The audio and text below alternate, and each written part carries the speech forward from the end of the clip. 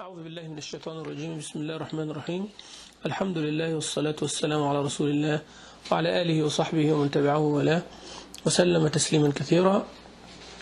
أما بعد, إن شاء الله رب العالمين, we'll start our introduction class to the Tafseer of Surah Al Baqarah. The Tafseer of Surah Al Baqarah. Our Tafseer is analytical Tafseer. Analytical Tafseer means from the word analyze. Means it's not only talking about the literal meaning of the words. No, it talks about the ayah of the Quran, covering it from different angles. One, the linguistic angle, means the Arabic word. If I find that a word that needs the root to be explored, where is this word coming from? What does this word describe? And the different derivatives of that word in the Quran, I'll do so. So this is the first part of the analytical tafsir, is to explore the linguistic aspect of it. Secondly, if there is any figure of speech, like, Quran is all sweet, mashallah, Quran is all descriptive, Quran is all giving us the different meanings, but also there is a style, right? The Arabic language has a style. So if also we find that there is a need to mention that this style in this ayah is mentioned because of such and such, while the same meaning is mentioned in another ayah in a different style.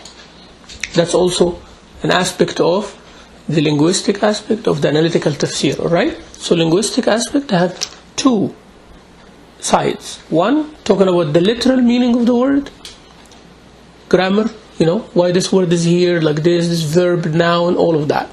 And then the style, why the linguistic style, this one is mentioned here and is not mentioned here, like that. So this is the linguistic aspect. Then we talk about the relationship of this ayah to the ayah or the verse before it and after it. The relationship of this chapter, surah, to the surah before it. That also part of the analytical tafsir. Then we talk about the reason of the revelation of this chapter and this verse that we are describing. So we talk about that as well, like why this one here is mentioned, and what is the relationship of this ayah, reason of revelation, and the other ayahs and all that. We mention when it was revealed, how it was revealed. This also part of the analytical tafsir. Then after that we talk about the tafsir of it, means the actual explanation. If there is other ayahs, relating to this ayah in the Quran, we mention them. If there are hadith of the Prophet ﷺ explaining this ayah or about this ayah, we mention it. If there are statements of the companions of the Prophet ﷺ or the tabi'een, we mention that. That's called tafsir, huh? So all what I mentioned so far is not tafsir. Reason of the revelation, linguistic aspect, all this is like more of the science of Quran relating to the ayah. If this ayah is recited in a different way, different style, we have different qira'ahs, right? Different types of qira'ah. And does it affect the meaning or not? Okay, that also. Those are science of Quran. The tafsir itself is part of the science of Quran, but tafsir is not science of Quran. Science of Quran is not the tafsir. Knowing the whereabout of the ayah is not explaining the ayah. It helps us with the explanation of the ayah. So we mention that as well. Tafsir of it, any ayah mentioned about it, any hadith, any statement of the Sahaba or the companions or the scholars of Al-Islam. Even if it is their own personal opinion, as long as it is aligning with the Sharia of Allah, with the deen of Allah, and it is not opposing the deen of Allah Azza wa Jal. And it has its own rules. Not anyone can just say whatever they like. Okay. Then we talk about what we benefit from this ayah. What we benefit from it. It's very important. MashaAllah, many those who are interested about the Quran and knowing its meaning. but few of them are the ones who really go in the depth of the meaning. Alhamdulillah, we are among those. And few of those few are the ones who really reflect on them. You understand? So you know the meaning. Now you decided to go in the depth of the meaning. But how much of your life you are taking to reflect on what you study today? Until we meet next Wednesday. Ask yourself that question, So from today until next Wednesday, how many hours during that week that you take to reflect on those meanings that we studied together? Not everybody does that. I'm just giving you the steps of the student of the Quran. Steps of the student of Quran to be interested in knowing the Quran. Alhamdulillah, we've done that. Number 2, actually making an effort to study. Alhamdulillah, you did that. Okay? Number 3, making extra effort to go in depth. That's what we're doing in this class. Right? It's not any class, we're just going more. Now, we took care of those steps. Those are very important steps. But you know what? All those are initial steps. Those are the introduction. Now you just open the door. You put the key, and you turn the lock, and you push the door. But you haven't moved from your place yet. So never think, my sisters, that attending the class, and you studied that, and taking the certificate, you're done. As I said, you just turned the lock and opened the door. But you're still looking, standing. You haven't explored anything behind the door yet. When would be that? When that would be? When you start reflecting during the week on what you studied today. Okay? And this will happen how? Paying attention in the class. Being prepared for the class. Paying attention in the class. Taking your notes. Reading them 1 and 2 and 3 and 10 times. Okay? And having this as the center of your life. And you start reflecting. I studied Surah Al Fatiha. I studied the beginning of Al Baqarah. Who are the muttaqeen? يقومون الصلاة. How's my salah doing? That's the start reflecting, right? Because we study that and we will know the meaning, the depth of the meaning of it. And then every time you're going to pray, you're going to reflect on your prayer. وَمِمَّا رَزَقْنَاهُمْ يُنْفِقُونَ. They spend. Every time you see money coming to you or money spent, how are you spending it? How are you earning it? Is this what is it for? Every time you go shopping, am I doing this? Am I doing that? That's reflecting. And when I say reflecting, it's not only thinking in your head. No, reflecting for your life. Your life will be re-evaluated. And that's when you start exploring what is behind the door. Alright? And few of the few will be the ones who are acting based on this reflection. You see now? So someone interested in the Quran to understand. Most of the Muslims, if not all of them, said, I want to understand Quran in its original language, and I want to know this, I want to know that. Everybody share this. But who takes the action in signing up for a class to understand? Few of them, right? And then, who among those who studying, going in the depth that needs extra effort and dedication? And after they decide to do that, who among them reflecting? See how we're becoming fewer and fewer? Is like a pyramid. And then, who among those who reflected and understood and evaluated, now I need to do this and this and that? Who actually will do? Those are the ones on the top of the pyramid. Those who will do. And that's not the easy one. That's actually the hardest of all of them. You can pass all of those with effort, no problem. But to stand there and decide to change your life, that is something. And that's actually what made the Sahaba of Rasulullah the Sahaba of Rasulullah. They were willing to change anything, whatever it takes. Even if it takes their life, they are willing to change. Because they were convinced with this message. But those who hesitate, they need lots of work. I'm not saying they're bad, but that means you need lots and lots and lots of work. And all of us in this level, we struggle. And that's why we are all together, mashallah. That's why we are jama'ah. That's why we study, to help each other and motivate each other and empower each other to change. So, what is the highlight of all this? What I mentioned now? Change. Right? So that's the highlight of all of this. What is your goal from this class? Is to what? And we always have a level where we need to change. How long it takes us, where to start, how slow, no problem. But we have to agree within ourselves that we need to change to the better. Changing always takes place, okay? But you have to have that sincerity and dedication. So this is analytical tafsir, right? So that's what we are doing. Before we get to Surah Al Baqarah, I want to mention to you that there is no single ayah in Al-Quran without a meaning and a benefit and a wisdom. Why? Because they are the words of Allah Azza wa Jal. Me and you might talk for hours with no benefit. Yes? You might listen to a movie, no benefit. People talk for 2 hours in that movie. You might listen to a lecture. You might attend a seminar or a function, but at the end you say, what was the benefit? Compared to all the efforts you make, nothing. Okay? Or it's very little. But alhamdulillah anyways, better than nothing, right? But that's not the case with the Quran and the Sunnah of Rasulullah sallallahu alaihi wasallam. It's never the case. Case with Quran, every letter has a benefit. You get it or not, that's based on you. But it's full of benefit. It has wisdom behind its choice of the words, the arrangement, how it is done, all of that. So I want you to understand that. Why? Because this is the words of Allah Azza wa Jal. This Quran is the final message. It has to fit and benefit and be relative to everyone, anywhere, any place, at any time, any situation.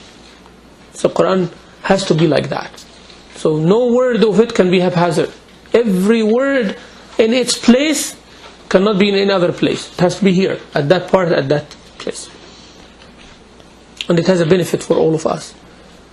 Why? Because the ayat of the Quran connects us to Allah Azza wa Jal and connects us to this world as well.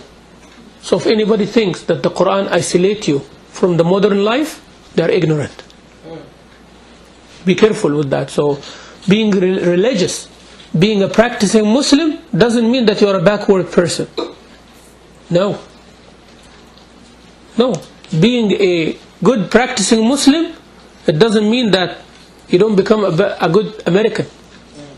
Why? Why not? There is nothing, no contradiction between being a good citizen of the country you live in and being a good Muslim. Actually, they go hand in hand. Actually, being a good Muslim will help you being a good citizen. Being a good citizen should help you to become a good Muslim. If you look at it, if the country you live in has laws and constitution and certain things to make you live better as a human being, that means you are better as a Muslim. If you look at it right, if you respect the law of the place that you live in, then you become a good Muslim, because that's what Islam tells you. And if you're a good Muslim, it will help you becoming a good citizen. You'll become honest, you're not going to cheat, you're not going to lie, you're going to respect the life of others, you're going to make the place clean, they go hand in hand, together. Alright? So, Quran connects us to Allah Azza wa Jal, to the spirituality, to the hereafter, but it also connects us to our surroundings as well. So if you find a person, and that's very important, I want you to pay attention to that. If you find a person, once they become practicing Muslim, they become separate from society, means they are not good practicing. And that's actually a sign of extreme in its beginning, in its making. When you find a sister or a brother, they decide to become practicing, and you find them that they are cutting off their friends, cutting off indiscriminately. I'm sure that someone has to cut. You have to cut certain aspects of your life. We all agree on that. Okay? Someone, he becoming rich, you will find that their acquaintances become different and everything. But if they cut everybody who is poor, means they are arrogant now. You see my point here? So if you are becoming a practicing Muslim, and of course you're going to cut all those who had bad impact on you, or those who are pulling you away from being a practicing Muslim. Yeah, you have to cut that. You cannot be the wali of those who are going to take you away from your deen. But to cut everybody who's not practicing, that's a mistake. Because you have to be now a good impact on others as well. Right? So I cannot say, oh, I am Sheikh, I'm doing this, I'm Imam of a masjid. Anybody who is not practicing Muslim, I don't want them to come to my lectures. So what is that? How I'm going to give guidance to people now? So I'm actually defying my job. Like the main thing is to invite. Rasul sallallahu alaihi wasallam was spending more time to invite mushrikeen, to bring them.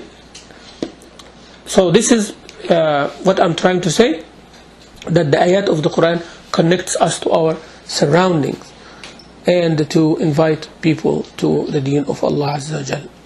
And it shows us how to move and where to move, and not to be betrayed, not to be deceived by the number of people who are going in the wrong direction, and not to be disheartened by the lesser number of people who are in the right direction. Okay? Because that's one of the main problems of people in this world at this time. When you say something, said everybody's doing it, right? So look how many people they are, the ones who are studying their deen and they're becoming good. Few. But look to the rest of the community. Quran answers that. Allah Azza wa Jalla says, وَإِن تُطِعْ أَكْثَرَ مَنْ فِي الْأَرْضِ يُضِلُّكَ عَنْ سَبِيلِ اللَّهِ. He's telling who? Rasulullah. Ya Muhammad, if you obey the majority of the people on earth, they will deviate you from the path of Allah.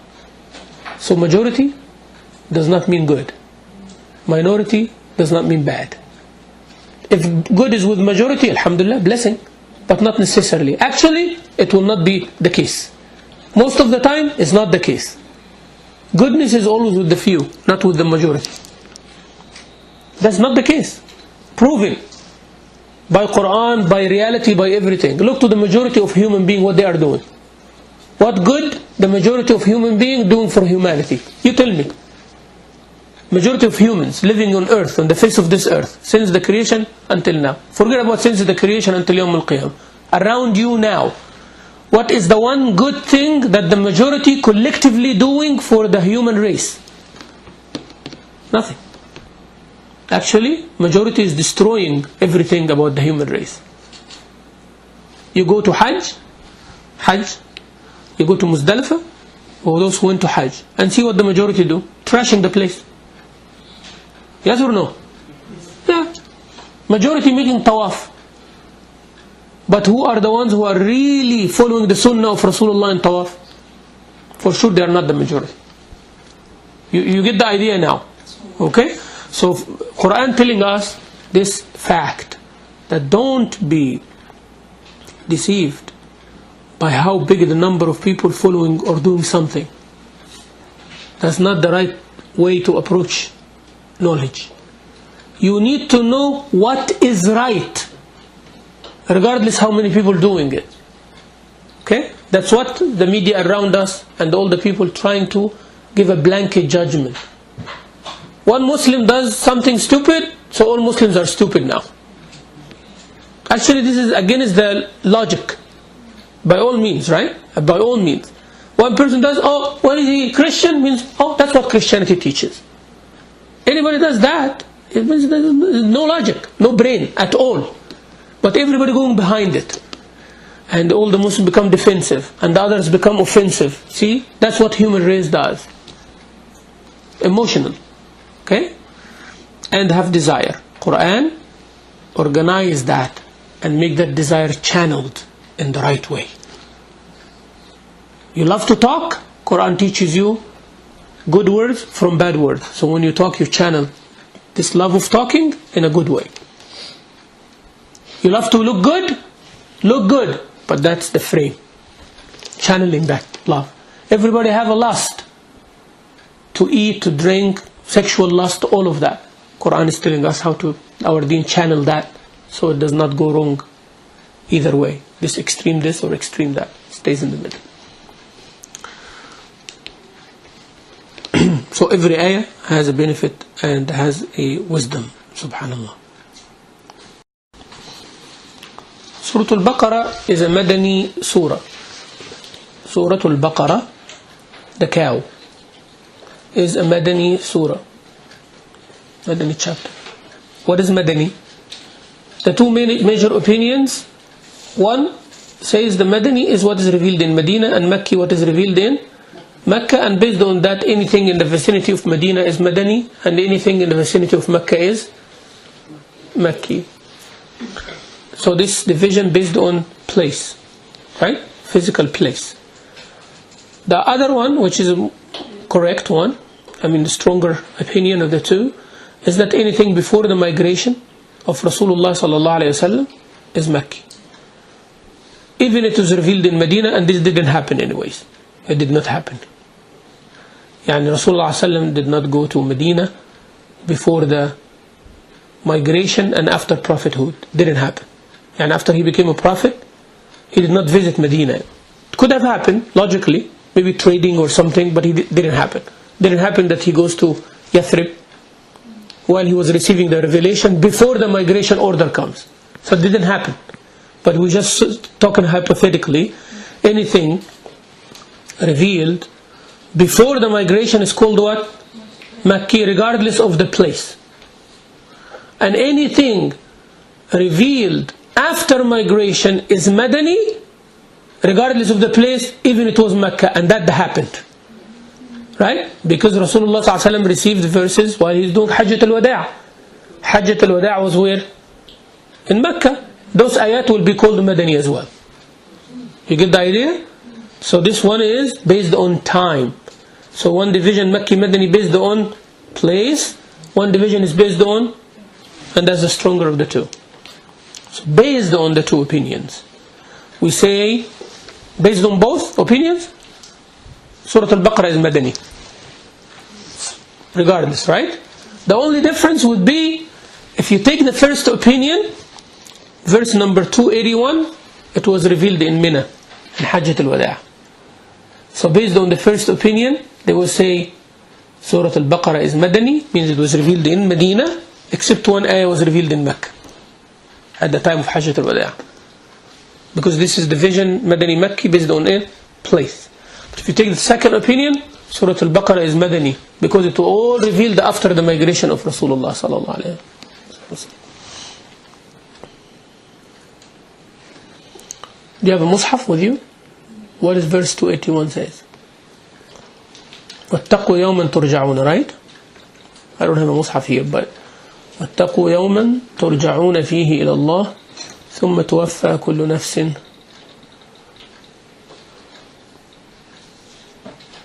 281. Was that the final ayah revealed in the Quran as well? Yes. So this revealed in Hajjat al-Wada' in Mina, where Rasulullah found it?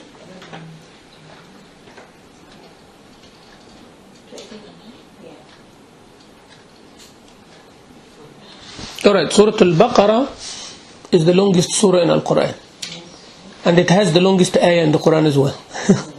So it is the longest surah of the Quran.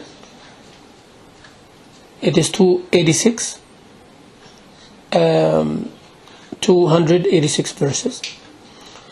It has the longest ayah in the Quran, the ayah of the death, ayat al-dain, toward the end of the surah. And it has the greatest ayah of the Quran, ayat al-Kursi.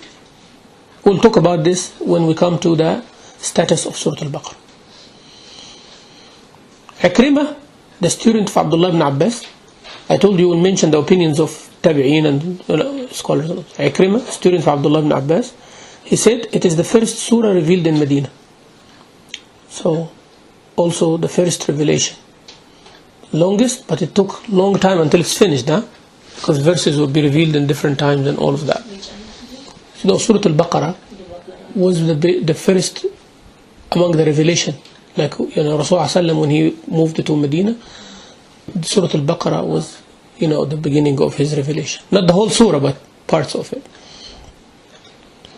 This surah, like all the other Madani surahs, it has more focus on the tashri'ah. Tashri'ah means the acts of worship and relationship of society, and the teachings, what to do, what not to do, halal and haram.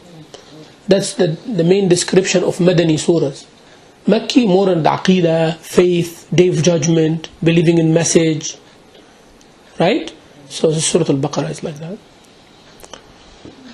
So it talks about society, relationship of family, of people together in one society and all that. It does not separate between the religion and the state, or what they say, the church and the state. Okay? This idea is alien to Islam. to say that to be a good state person or citizen, that's why I mentioned that in the beginning, you cannot be a good practicing religious person. And to be a good practicing religious person, you isolate yourself from them. And that's how people look at. This is a normal human being, and that's a religious person. He's good, but he's not normal. You see? So it is like to be religious means somehow you are kind of separate from the world. You are more into the building of the church and the religion and feel good kind of guy. And that's why you see all this business of pastors and people and all of that making millions of dollars, right? To make people feel good and fill that void in their life. Because they are so material. And I am so religious. So come to me, I make you feel good and give me part of your fortune. So this is kind of like that. But that's not good though. Because this is a result of separation. You separate the religion from the state, and that's the result. People make business out of religion, and those people here who are business, they're trying to have some religion in their life, purchase it. So this becomes a very bad model. Okay? And we're not saying that paying here is bad. I'm not saying that. Everybody needs to get paid, right? But I'm saying that becomes the model. When this becomes the model, then it is not good. So the religious people will not become religious after all, and the non-religious people think they are becoming religious somehow. So this is both deceiving each other.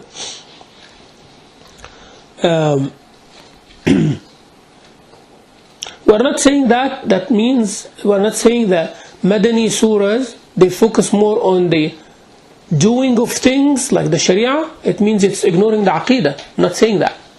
No, I'm saying that Makki was focused more on the Aqidah. There was some ibadah, worship there.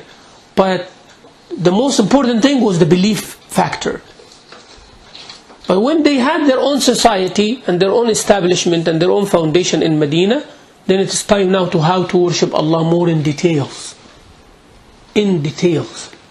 So the salah, now if you forget in the salah, what you do, the two sajda, this kind of salah, that kind of salah, this was not available in Mecca because they were persecuted, opposed, tortured.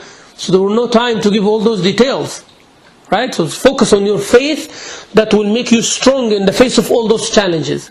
Now when you are in a society, yes, you have challenges, but you have a community around you. Now you need to go in details on how to worship Allah. So Aqidah manifested more in ibadah in Medina. In Madani surahs you'll find that. Also this surah, Surah Al Baqarah, is emphasizing on the fact that the result of strong faith is good righteous deeds. The result of strong faith is righteous deeds. The more righteous deeds you do, it's actually the reflection of how stronger your iman is. So that's a good sign for us to know now as students of knowledge. You want a measurement for the strength of your faith? See how much of good deeds you are introducing to your life every day, every week, every month and every year. But never be deceived by shaitan that your faith is getting stronger and you see your amal is not getting more. That's one of the ways of shaitan to convince you that don't do things. You're good. Your iman is stronger. You see your iman 10 years ago, but your iman now is like way strong, feel good in the heart about Allah, about Rasul and all of that. But when you look on the other side, I'm praying like this and I'm still the same or maybe even less. I used to give this when I have $10,000. Now I have 100, but I'm giving the same or less. I didn't have money and enough money, but I went to Hajj. Now I have lots of money, but I'm not going even doing Umrah. You see, I'm just showing you. Okay, now my iman is strong now. So when my iman was lesser than that, I was helping others, visiting the sick, smiling at people's face and going to the masjid more often. Now I'm feeling that I have stronger iman, but I'm not doing any of the above. So what kind of iman is that got stronger now? You see the point here? So Surah Al Baqarah is packed of the things that can reflect your iman in the right way. So Surah Al Baqarah is like that. That's why it's a blessing to know Surah Al Baqarah. But it can be against you if you know all of those and you still did not move an inch. So it can become a problem now. Okay? To know this and to be able to do it and to have an ideal community, Allah Azza wa Jal has to show us not only the good individuals in the community, but the bad ones as well. Why? To avoid being one of them. So it's not enough, based on Surah Al Baqarah here, it's not enough to teach someone whom you want to be good. It's not enough to teach them how to be good. You should teach them how not to be bad as well. Alright? Again, it's not enough to teach someone whom you want to be good how to be good. It's not enough. It's not enough to bring someone and say, to be a good student, you have to study this and this and this and that and pass this exam. That's not enough. What if something happened and they're exposed to something bad? You didn't tell them what to do, how to deal with this situation. So you have to say, and be careful. In the school, there is drugs, there is this, and there is that. You have to give them some education about the bad as well. Not because you want them to be having, you want them to have knowledge about the bad. No, you want to have enough knowledge to avoid the bad. And that's what Hudhayfa ibn al-Yaman, radiyallahu anhu, the great companion of Rasulullah, said in hadith, that everybody was asking Rasulullah about good, but I used to ask him about evil, to avoid it. The poet says, عرفت الشر لا للشر ولكن لتوقيه ومن لا يعرف الشر الخير من الشر يقع فيه. He's saying that I know bad, not because I like to know bad, but to avoid it. And whoever does not know the difference between good and bad, for sure he will end up with bad. So that's poetry, right? So, but yeah, I tell you, drive your car and the speed limit is this and the speed limit is that. But I have to tell you that there are some bumpy roads there, that you have to drive defensively there. It's not enough that you are a good driver. It's not enough, is it? You have to know that there are bad drivers out there as well. So it's not enough that you are following the rules to the T, that you are very good in your driving. Okay? But how you become a good driver? When you are aware of the bad drivers. Okay? Defensive driving, thank you. So that's what it is. Defensive driving is the best type of driving. When you're driving, you are aware that someone can do something really, really bad. Even though you are so good, you can end up suffering that bad. Okay? So you have to know that. You do your best, not only to be good, but you're doing your best not to be bad, and avoiding those who are bad, and making sure that it does not affect you as much as you can. So if it happens, at least you did your best. Right? Surah Al Baqarah teaching us that as well. And it teaches us how Allah honored all of us from the very beginning until now. Allah honored the human being in general. Allah honored Adam alayhi salam by making the malaika make sujood to him.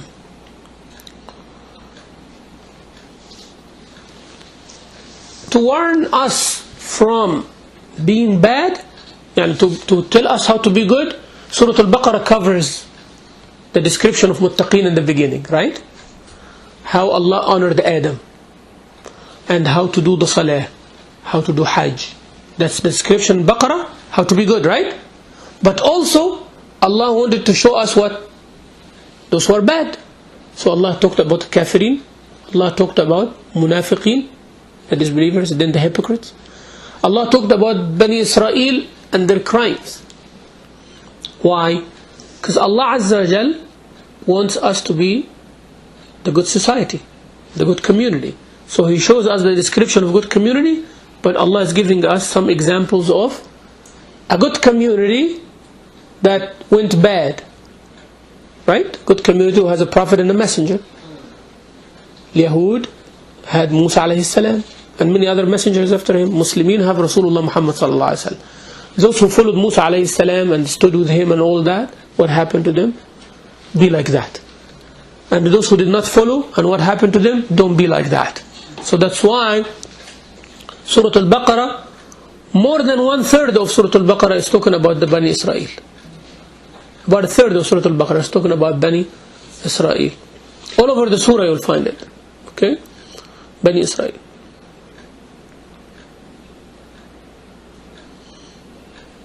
More specifically, it's from verse 47 to verse 123. 47 to 123. How they disbelieved in Allah Azza wa Jal, how they denied the ni'mah and the favor of Allah Azza wa Jal, how they did not evaluate Allah saved them from Fir'aun and his people, and how they worshipped the calf, and how they asked Musa alayhi salam with many things, not because they want extra faith, no, they're just challenging him, wasting time. It's like somebody who gives you something that they are sure you cannot do, just to make you quiet, to keep you quiet. You know, come with me to masjid. I'll come to the masjid if the imam changes. Just giving you an example, you know.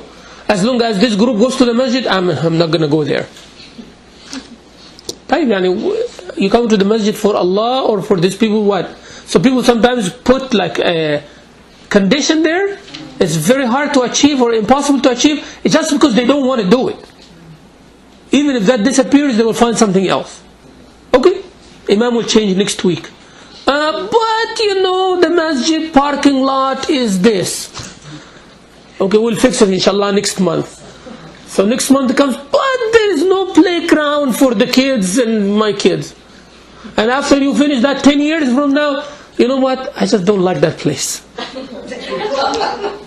So, just giving you a practical example, you know, as I always do, to relate to. Maybe what I'm saying is a little bit exaggerating, but something we can relate to. It's not exaggerating, right? So you know better. But I'm just telling you, we always can find excuses not to do something good. And we also can find excuses to do something bad. But that's not the hard part. The hard part is when you are convinced that something bad, you should stop. And that's a hard thing. And when you know inside your heart that this is something good, you should do it. And that's the hard part.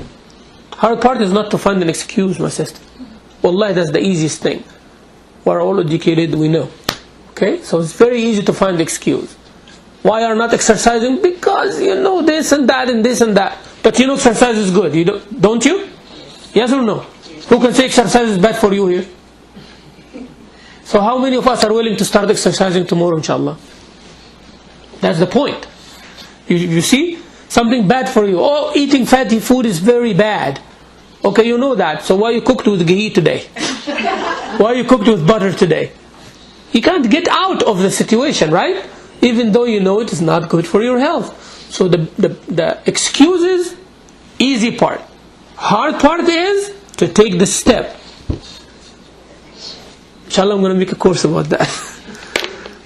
Yeah. So the surah has to show us a model to follow and a model to avoid. Okay? So Bani Israel, people chosen by Allah Azza wa Jal.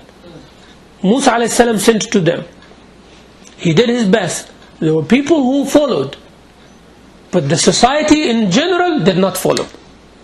So that's not a good model to follow. Okay? So Allah Azza wa Jal, that's why talk a lot about them in this surah. How they break the promises, destroy the covenants, and how they deserve the curse of Allah. Surah Al-Fatiha, we said what we're asking Allah. One thing to be, and one thing not to be, right? And Surah Al Baqarah is telling us how to be, أنعمت عليهم, and how not to be, غير المغضوب عليهم ولا الضالين. You get the point? Yes. غير المغضوب عليهم, those whom Allah was angry with them. Why? Because they had the knowledge of what to do, but they choose not to do it. And that was more manifested in al-Yahud, children of Israel. وَلَا those who choose not to seek the knowledge that will teach them what to do. That's dalal. You know, there's two different things. One who knows and choose not to do the right, and one who does not know and choose not to know. You see the two? Yeah. So someone who needs to know, and they need to know from inside. They need to learn how to pray, and there is a class in the masjid how to pray, but they choose not to go. That's what dalleen, dalal, deviated, went astray. Why? Because they know they need, and they see that need, but they don't want to do it. And that's more with the Nasara, the followers of Isa alayhi salam. Those who got the knowledge, now they know what to do, but they choose not to follow the knowledge. Those are the followers of Musa alayhi salam. You see? غَيْرِ الْمَغْضُوبِ عَلَيْهِمْ, you know who. وَلَا الضَّالِّينَ, now you know who. You get the idea of that bad has two aspects. Not knowing and not wanting to know. That's ضَالِّين. Not knowing, now you know, but not doing. And choosing not to do intentionally, that's مغضوب عليهم. Those deserve the curse of Allah Azza wa Jal. That's why I'm saying, every time you learn, it becomes an extra duty, a bigger responsibility. The reward is doubled, but the punishment is also doubled. Alright? So those go to Hajj, we tell them in Mecca, the reward will be multiplied. But if you disobey Allah here, close to the Haram, also multiplied. Okay, so the big benefit comes with the big disadvantage as well, if you are not doing the right thing. Yeah, you are a good student now, you are a role model now. Your failure is not like someone who is in the lower end. If someone who always gets a B and the C and D and all of that, if they fail, okay, they are closer to that. But if someone getting A plus and straight A's, when you see a D in a course, that means there is a big trouble for them. That's something wrong here. I hope the point is clear here, right?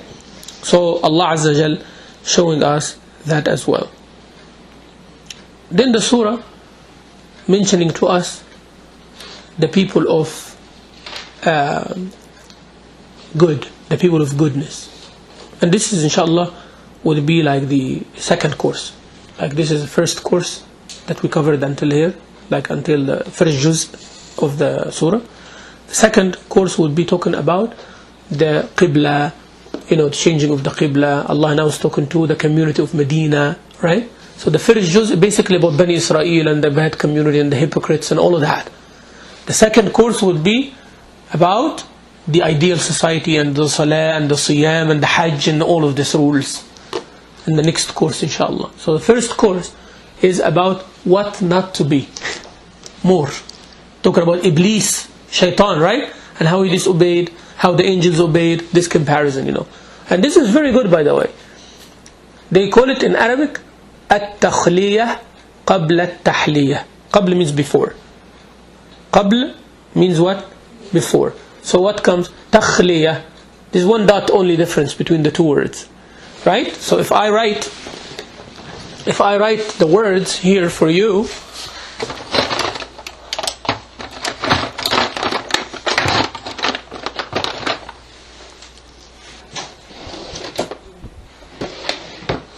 yeah, but the word takhliya and the word tahliya, ta, ha, lam, yeah, and then the ha at the end, or the ta marbut.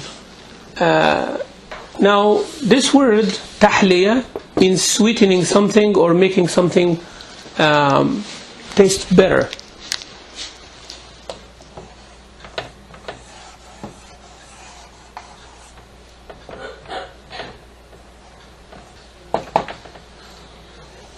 So that's the word tahliya. Thank you. Tahliya, tahala. And if I put a dot, so I write the same word again.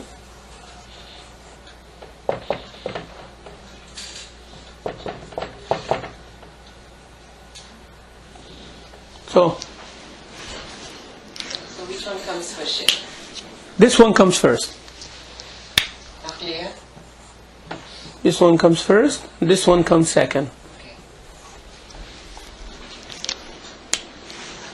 Takhliya means removing something, clearing something. Second word means clearing something, removing something. Tahliya means sweetening something, making something better. So if you have a container that have something that you don't want to drink. And then you have something that you want to drink and you want to put in that container. What do? You just put it over what you don't want to drink? So what do? You have to clear it from what you don't want to drink. Wash it and then put what you want to drink. Okay? That's why for our faith, what is the kalima? What is our kalima? Kalimat al-Tawheed. What is it? La ilaha illallah. What does it start with first? La ilaha. Takhliya, right? Removing any God first. Illallah, right? Only Allah. But you cannot say Allahu Wahid and there is no God with Him. You cannot say that Allah is one and no God but Him. Means when you stated that God is one, there is other issues not cleared yet. And this cannot fit. So you have to negate first. You have to negate first and then affirm. Negation first. No God worthy of worship but Allah is. So first clear, then establish. Alright? Clear, then establish. So this surah is telling us that as well.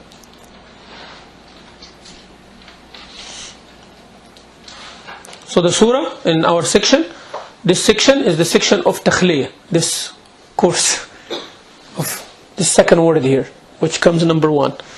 So our course, this first course is the course of Takhliyah, clearing up all the bad things. Then the second course inshallah will be Tahliyah, the establishment of the good things inshallah Rabbil Alameen. Surah Al Baqarah has a great status, and it is called Surah Al Baqarah, referring to the story, one of the stories of Bani Israel with Musa alayhi salam, when they asked him about a crime that was committed, murder crime. Then he told them Allah is telling them to slaughter a cow. We'll discuss that in detail inshallah. So the surah is named after that story because it is one of the interesting stories mentioned in Surah Al Baqarah, to show us the obedience of Allah. It has to be unconditional. Obedience to Allah has to be unconditional. This surah is called Fustat al-Quran. Fustat is like the tent or the campus or the camp. Fustat is like where a group or gather people gather together. It's like a big huge tent. Alright? So it is like that of Al-Quran. It's like the tent of Al-Quran. Rasul sallallahu alayhi wa sallam said about Surah Al Baqarah, لا تجعلوا بيوتكم مقابر. Do not make your houses like graveyards. Graveyard, you know, graveyard, where the graves, dead people. So don't make your houses like that. How? Rasul sallallahu alayhi wa sallam said, إن الشيطان, truly the devil, ينفر, runs away, من البيت, from the house, الذي تقرأ فيه سورة البقرة, that Surah Al Baqarah is recited in. Shaitan runs away from the house where Surah Al Baqarah is always recited. So if you don't recite Surah Al Baqarah or the Quran in your house, it's like a graveyard. So the house that the Quran is not recited in it is like a graveyard. And the house that Surah Al Baqarah is not recited in it, Shaitan enters it more often. Even one ayah? No, Surah Al Baqarah, the whole surah. You have to be greedy in this one. Yeah. When you want some money, you don't say even $1 is enough. You don't do that. You want the whole package. Like, you know, if you get a bonus, you want the bonus to be as big as it comes. You don't say I'm going to take a part of it. So inshallah, when we say recite Surah Al Baqarah, take the whole bonus. Inshallah. Yes. Does it have to be recited from in its entirety in one sitting? No. No. It doesn't have to be. Like you can recite 2 pages today, 2 pages tomorrow until you finish it, and then recite it again. Right? Until it becomes a habit. SubhanAllah, one of the ways that Shaitan makes something that we don't do, something, Shaitan, one of the ways that he doesn't make us do certain things is to make it look big. Right? So if you cannot recite Surah Al Baqarah, in the whole entirety, that's no problem. Read one rubu' every day until you finish it, then go again. Yani make a 10-minute daily for Surah Al Baqarah only, the separate recitation. Recite those 10 minutes, then tomorrow 10 minutes, and you keep Surah Al Baqarah going. The Prophet recommended the last 2 ayats to be recited every night. Every night before you sleep. Yeah. So that is. Does it serve the purpose? Oh, yeah, it does serve the purpose, inshallah. But reciting Surah Al Baqarah in its entirety keeps the shaitan away. Reciting them before you sleep protects you, not the house.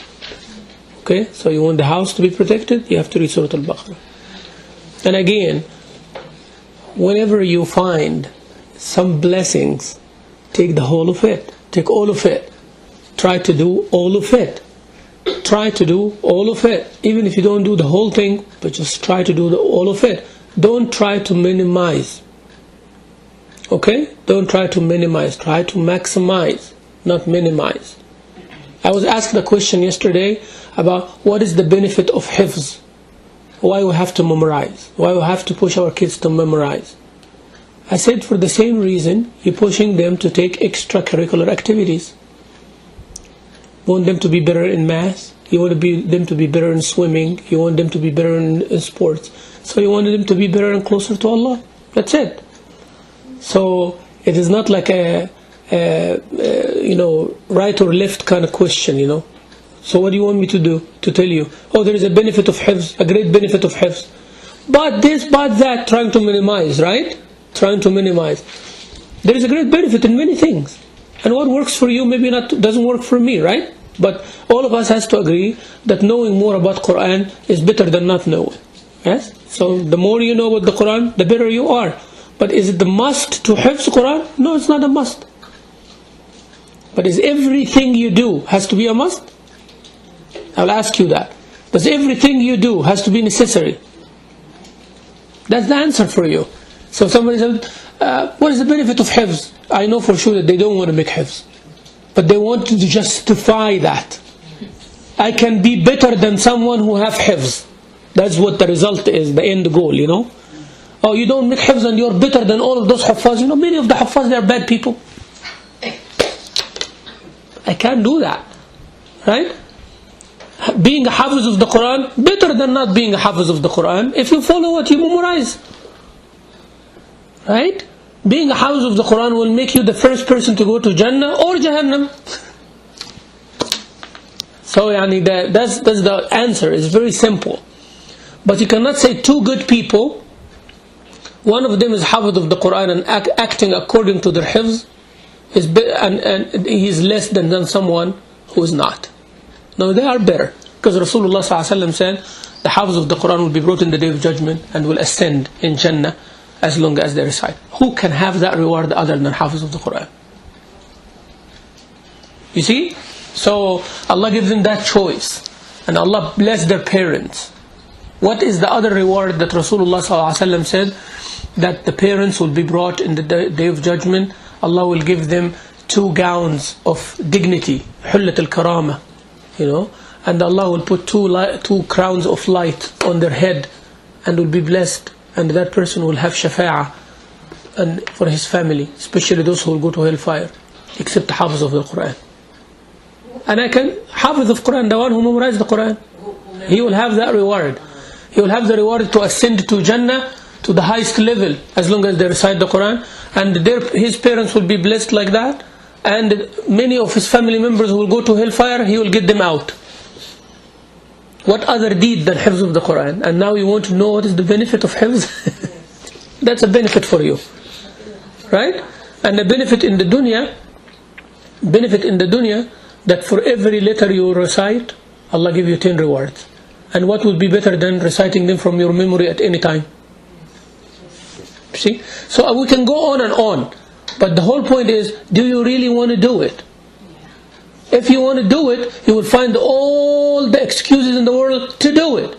If you don't want to do it, you will be looking for excuses not to do it all around. We mentioned that already. So don't play that issue, right? If you cannot memorize the Quran, I want you to be believing inside of your heart that memorizing the Quran is better, even if you cannot do it. Okay? So always think like that. And if you find any mother asking you that, tell her what I just told you. You don't have to, but you really want to. Okay? You don't have to make your son a hafiz or your daughter a hafiz. Do you have to? No, you don't. It is a choice. You don't have to. You make them only memorize what they need to for prayer, right? 5, 10 surahs, all of us do that. No pushing, no nothing. But is it better for them to memorize more? Yes. In the dunya and the akhirah. And you have to be convinced with that. Whether they're able or not, you are able or not, you end up doing it or not, that's beside the point. We do our best, and Allah Azza wa Jalla gives us. Not everyone who tried to be a hafiz ends up being one. And not every mother and father wishing their kids to be hafiz, they end up having hafiz kids. Not necessarily. But it's a great thing to do. So, Surah Al Baqarah, when recited in the house, shaitan runs away from it. And this hadith mentioned in Sahih Muslim. Another hadith mentioned in Sahih Muslim also, Rasulullah said, "Iqra'u Surah Al Baqarah." Recite Al Baqarah. And when he said Iqra'u Surah Al Baqarah, not part of it, means recite Surah Al Baqarah. Why? فَإِنَّ أَخْذَهَا بَرَكَةً. Doing so is barakah, blessing. There is a different system between having more and having more barakah. Okay? Barakah doesn't mean more. Okay? What is the difference? You can have $100, but there is no barakah in them. And you can have $10, but you have barakah on them. Which one is better? $10. Okay? $100, no barakah. And all of us experience that. That you have some money and you spend it and you say, where's the money? What? What happened? But sometimes you have something and subhanallah, you end up doing 10, 15 things with that list amount. You give $1 in sadaqah, and you invited someone to lunch, and you did this and you did that, and you make 5, 6 people happy with a less amount of money than what you have for yourself, and you did not enjoy anything. I'm just giving you a practical example to understand the concept of barakah. That's why when we make istikhara, you know istikhara dua, you want Allah to choose for you. What is part of the dua? That, Ya Allah, if you know that this thing is good for me, make it close to me and close. ثُمَّ بَارِكْ لِي فِيهِ. Yani give me barakah in it. I don't want just to get it. No, I want to get it and the barakah in it, blessing. So you want to have a child with blessings. You want to have a good marriage life with the barakah in it. You want to have a meal with a good barakah in it. You want to have that clothes with a barakah in it. Okay? So that is very important. So أخذ Surah Al Baqarah barakah. يعني reciting Surah Al Baqarah is what? Barakah. وتركها حسرة. Hasra means regret. Leaving it will be a regret in hereafter, of course. Yani when somebody come in the day of judgment and they were able to recite Surah Al Baqarah but they did not do it, they will regret it. Because the reward that they see. وَلَا يَسْتَطِيعُهَا الْبَطَلَةِ. Batala here from batil. You know the word batil? Batil means falsehood. But al-batala means as-sahara, means the magicians, those who make black magic. So again, it's a protection from, wal-'iyadhu billah, somebody is doing some of those things for you. وَلَا يَسْتَطِيعُهَا الْبَطَلَةِ. It makes like a fence around your house, if that makes you better understand. So Surah Al Baqarah recited inside the house, it's like a fence around the house. So nothing can penetrate that. That's why it needs to be always. And if you cannot recite it, play it on a CD. It will not have the same highest effect, for reward and barakah, but Quran is recited anyways, right? But it's better to learn how to recite it yourself.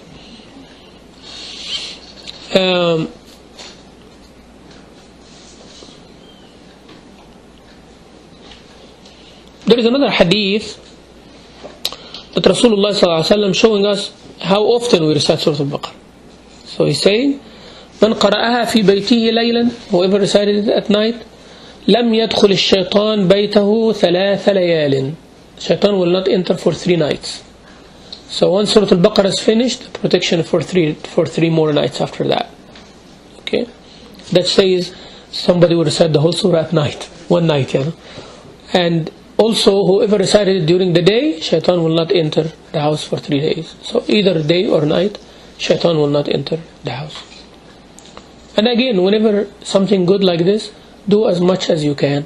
Allah Azza wa Jal says in the Quran, فَاتَّقُوا اللَّهَ مَا اسْتَطَعْتُمْ. Have taqwa to Allah as much as you can, according to your ability, and always strive to be better. So your ability is to pray 2 rak'ah only at night before you sleep. You cannot wake up and make 10 rak'ahs, right? So don't say, I'm not going to make Qiyamul Layl because I can't do it. Why? Because you think Qiyamul Layl has to be like 2 hours. No, Qiyamul Layl can be 5 minutes only. It doesn't have to be 2 hours. So make Qiyamul Layl for 5 minutes. But don't abandon it because you cannot do it for 2 hours. Are you with me? Reciting Surah Al Baqarah every night. Don't say that. Recite 1 ayah of it every night. No big deal. Take 1 year to finish reciting it. Then inshallah the following year, you're going to do it in half the time. And the following year, you're going to do it in 1/3 of the time. And after 10 years, you can recite Al Baqarah every 3 nights inshallah. You see my point here? Yes. فَاتَّقُوا اللَّهَ مَا اسْتَطَعْتُمْ.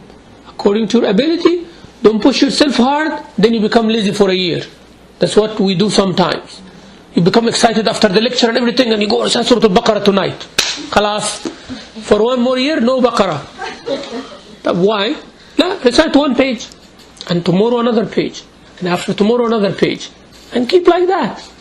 And inshallah, when you finish Surah Al Baqarah 1 round, recite 1.5 page, and tomorrow 1.5 page, and the next round 2 pages. That's how you continue steady, and you increase very little. That's how you become a stronger and a better believer. In all our acts, we should do that until it comes with ease. You visit someone sick once a month, say every second Thursday of the month, or third Wednesday of the month, or first Monday of the month, or whatever day. I'm going to go to the medical center or to this, and I'll find someone sick. Just go visit for the sake of Allah, half hour, make dua, give ruqya, Surah Al-Fatiha, and leave. Once a month. You continue doing that for a year or 2. Then make him 2 cases. Once a month also, same day. He said, 1 person only, you visit 2 people. Continue like that. Then make it twice a month, until you find yourself, every time you hear about someone sick, you just cannot resist going and doing that. Because it is for the sake of Allah, and you enjoy the return in your life. You find that you are not getting sick as often as before. You find that Allah giving you some other blessings. You find Allah Azza wa Jal, you find some happiness in your heart. Sorry. Surah Al Baqarah starts with the description of the believers. Now I'm going to outline this inshallah in the next couple of minutes. Description of the believers, description of the disbelievers, and the description of the hypocrites.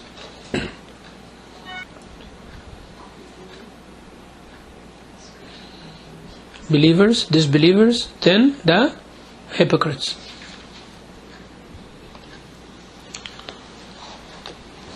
Then Allah Azza wa Jal give examples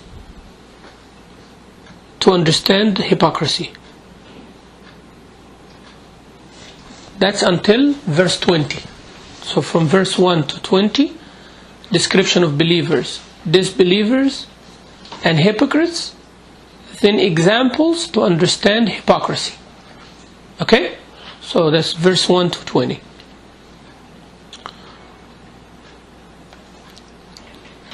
Allah Azza wa Jal after that ordered us to worship Him alone,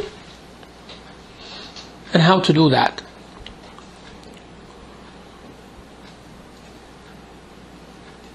Allah subhanahu wa ta'ala challenged those who deny the Quran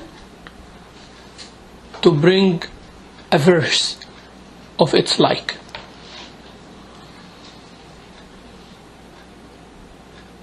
Then the reward of the believers.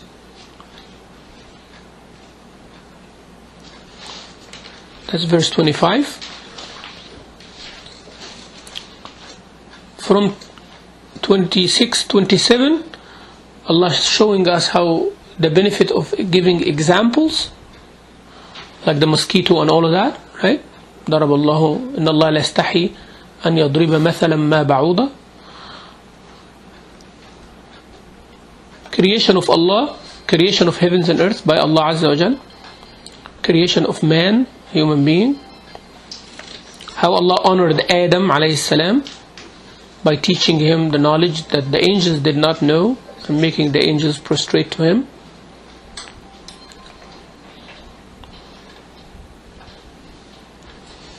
Then from verse 40